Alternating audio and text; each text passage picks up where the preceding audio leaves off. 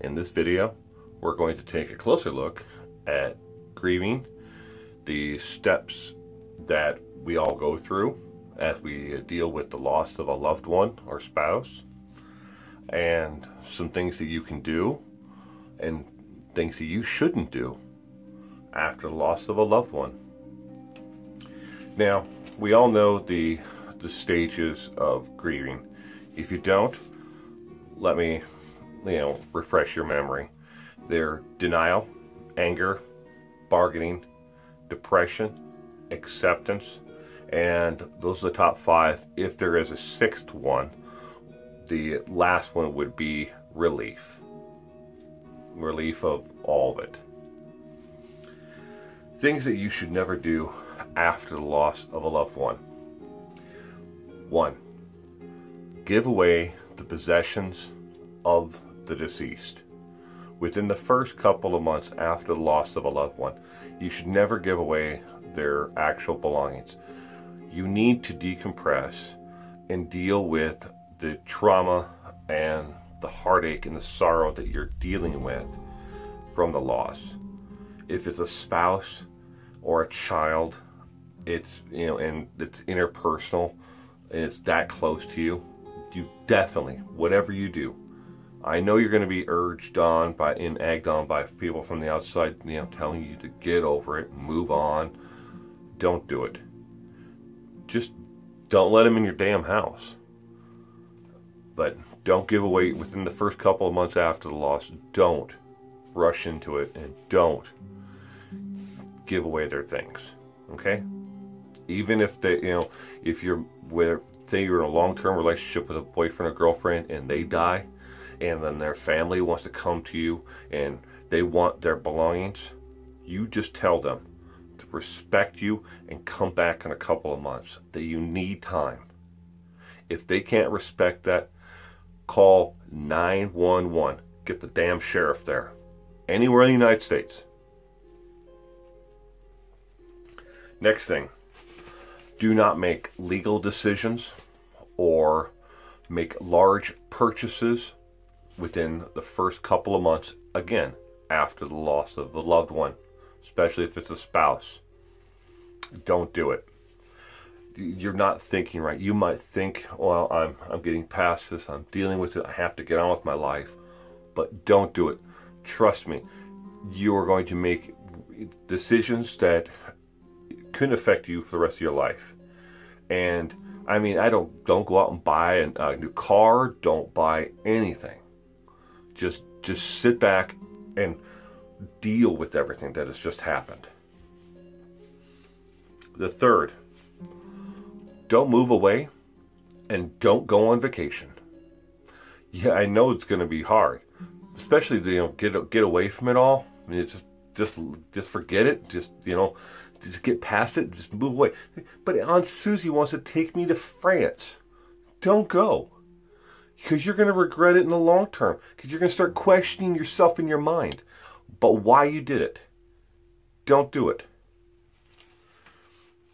Next thing you should not do is ignore your own health. And especially if you have a pre-existing long-term condition where you need to seek medical attention for it, don't leave yourself out. Because next thing you know, your health's going to go downhill and then someone's going to be grieving for you. Everybody deals with loss. Don't be the one that tries to be the superhero. And I'm speaking to you men out there. As we all try to be the superhero and move on, it doesn't affect us. Well, we're idiots. All right. Things that you can do to help you deal with the loss itself. Now, first off, men, stop going with the long term. Just suck it up. Men don't cry. We've been taught that and told that our entire lives. But when it comes to loss, you have to get away from yourself. All right. Number 1, talk about it. Talk about it with friends, colleagues, family. other people that are close to the person that you just lost, who can help you relate and mentally work through the process. If you need to, and I'm telling you, it can help you a lot, there are support groups, even on Facebook, online, and at the end of this, I'll put up some numbers for different toll-free 24-hour numbers that you can call to speak with someone. You know, if it's a loss of a spouse, they're out there. Talk to someone. Number 2, especially for you men out here, listen up. Accept your feelings. Accept that you're not going to have control over everything that is going through your mind. It is, when you lose a spouse or a child, heaven forbid you do, it doesn't matter if that child is 6 years old or 60. You're going to go through a gamut of different emotions, and you're not going to know what to do. Your mind is just going to be swimming with everything. Each person deals with grief differently. There is no cookie cutter, simple, like, this is what you're supposed to do first, this is what you're supposed to do second, and this is how you're supposed to feel, and this is how you're supposed to feel in 6 months from now. There's no answer. We're human beings. We all have our own feelings, and we deal with our own grief in our own way. And you need to understand that as well. You're going to go through sadness, exhaustion, frustration, anger. You're going to feel all these. No matter who you are. You can be a sociopath. I guess you won't feel any of them at all. But I'm guessing if you're watching this, you're not a sociopath. Next, like the other one, when the list of things you shouldn't do, this one is one you should do. Take care of your health. Women, men, listen up. As we all get older, there are screenings that we all need to do. Some of them are pleasant, some of them not so pleasant. Men, someone's going to want to stick a finger up your butt. You got to get it done. And then they're going to want to stick a camera up your butt. Got to get it done. Ladies, yeah, same thing. There are humiliating procedures that you need to go through as well. And but don't ignore your own health. See a doctor. Next, reach out to others who are dealing with the loss, family, friends, again. But in this case, what you need to do is, it's not just me that I want you to do this. All this is coming from the American Medical Association on Psychiatric Care. But if you have an uncle, an aunt, a sister, a brother, and maybe you lost a parent or you lost your spouse, people are going to deal with that grief differently. And the way that they deal with it, you need to watch how they're dealing with their grief.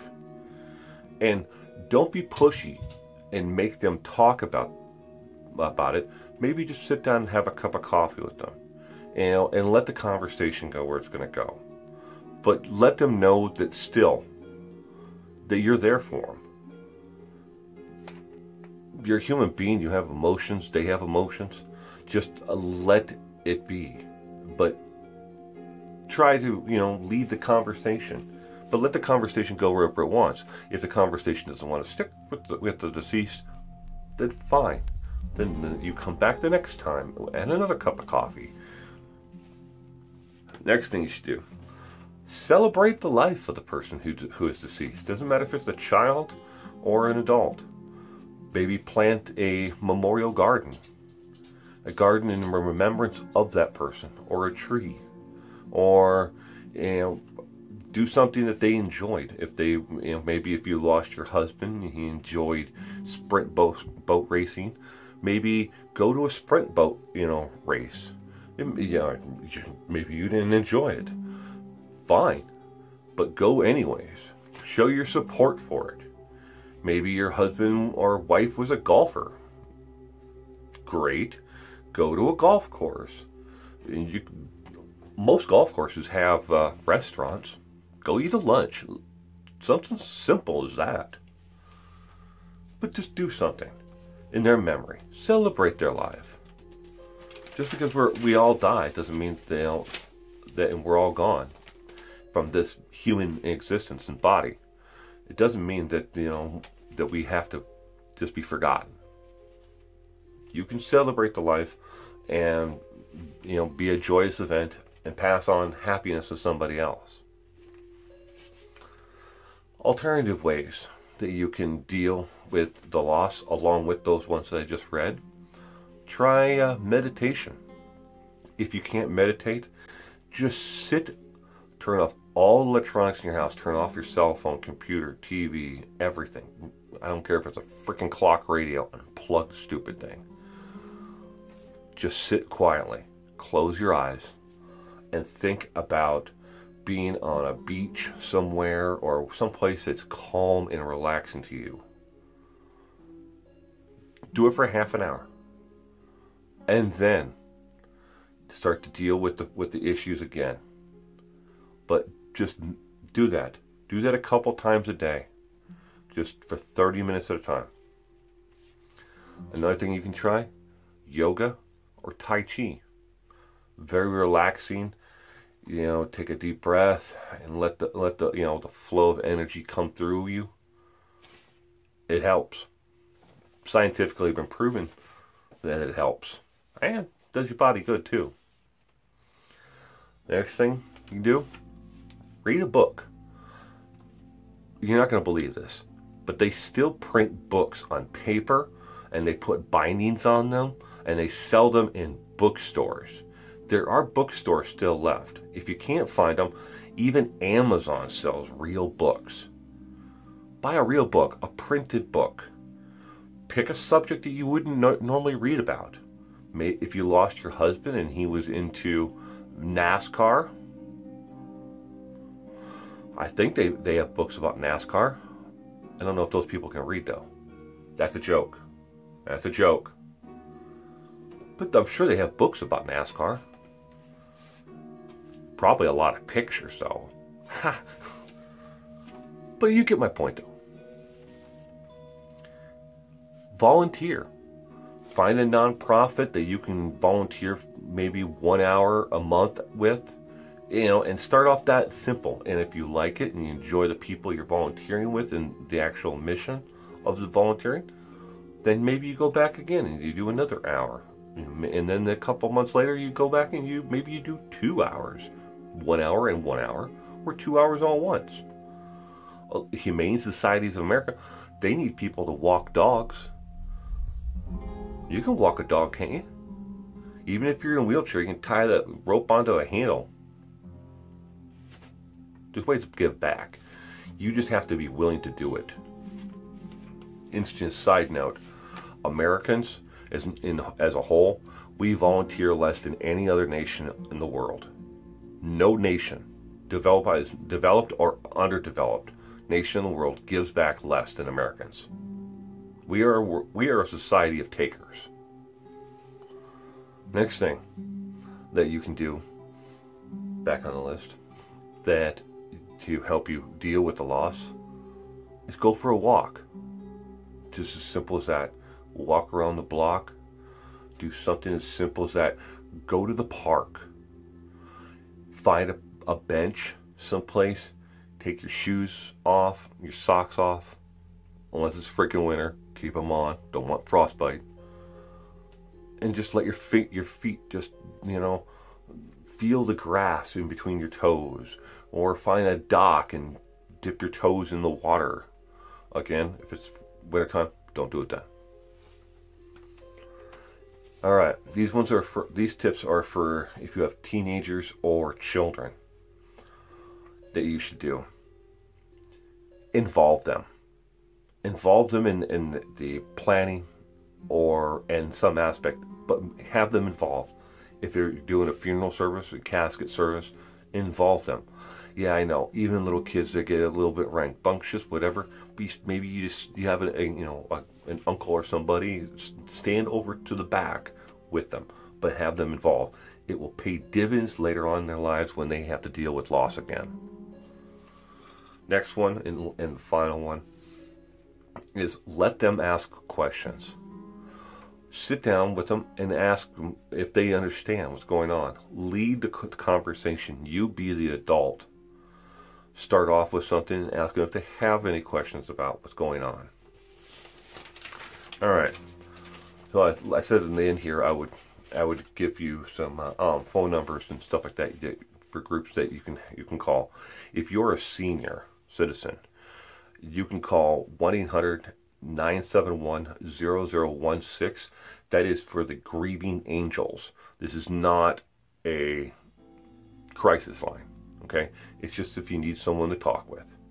Or you can call 415-75-4111. All right? That is 415-750-4111. Or you can call the Samaritans hotline, 212-673-3000. And by God, if you feel like you are at the point of self-injuring yourself, or you're having, extreme depression, the Crisis Line of America is 24 hours a day, 365 days a year, 1-800-273-8255.